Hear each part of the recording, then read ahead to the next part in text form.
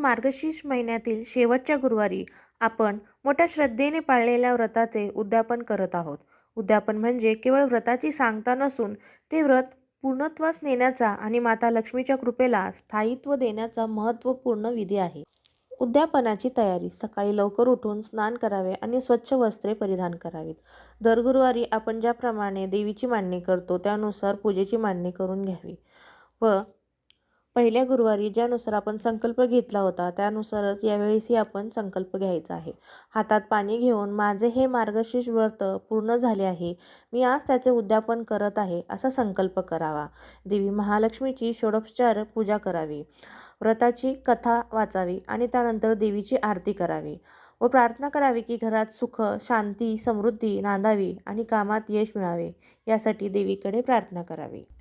उद्यापनातील सर्वात महत्त्वाचा भाग म्हणजे सुवासिनी किंवा कन्या यांना भोजन देणे.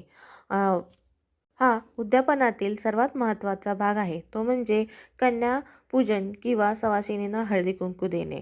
शक्य असल्यास किमान 5 किंवा 7 सुवासिनी महिलांना किंवा लहान कन्यांना घरी जेवणासाठी निमंत्रित करावे. सुवासिनी आणि कन्या या महालक्ष्मीचे रूप मानल्या जातात. त्यांना आसनावर किंवा पाटावर बसवावे, हळदी कुंकू लावावे, त्यांना तयार केलेला नैवेद्य आणि सात्विक भोजन प्रेमाने वाढावे. सर्व सुवासिनींची ओटी भरावी, त्यांना महालक्ष्मी व्रताची पोथी किंवा पुस्तक भेट द्यावीत, एक फूल व फळ द्यावे. शक्य असल्यास त्यांना अन्य भेटवस्तू द्याव्यात. त्यांचे पाय धरून नमस्कार करावा आणि त्यांचे आशीर्वाद घ्यावे. जर 5 किंवा 7 सुवासिनी महिला किंवा लहान कन्या उपलब्ध नसेल तर किमान एक तरी सुवासीन किंवा एक तरी कन्या जेवू घालावी.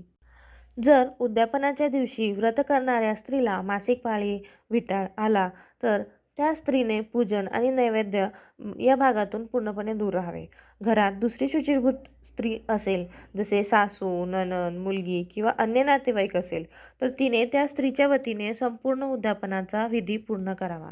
यजमान स्त्रीचा संकल्प कायम राहतो, फक्त शारीरिक उपस्थिती टाळावी. जर आधीच अडचण आलेली असेल तर पुढच्या गुरुवारी उद्यापनाचा विधी करावा. जर उद्यापनाच्या दिवशी सुतक आले तर काय करावे? जर उद्यापनाच्या दिवशी सुतक आले तर हे सुतक साधारणपणे 10 ते 12 दिवस असते. अशा वेळी ताबडतोब उद्यापन थांबवावे. सुतक पूर्ण झाल्यावर पुन्हा एकदा विधीपूर्वक संकल्प करून उद्यापन विधी पूर्ण करावा. जर जन्माचे सुतक असेल तर हे सुतक साधारणपणे 10 ते 12 दिवसांचे असते. मृत्यूच्या सुतकाप्रमाणेच सुतक कालावधी संपेपर्यंत उद्यापन पुढे ढकलावे आणि शुद्ध झाल्यावर पूर्ण विधी करावा. सर्वात महत्त्वाचे म्हणजे आपली भक्ती आणि निष्ठा. माता लक्ष्मी अत्यंत दयाळू आहे. जर आपण शुद्ध मनाने तिची भक्ती केली असेल तर असे अडथळे दूर करण्यासाठी ती आपल्याला योग्य बुद्धी आणि मार्ग दाखवते. जय माता लक्ष्मी.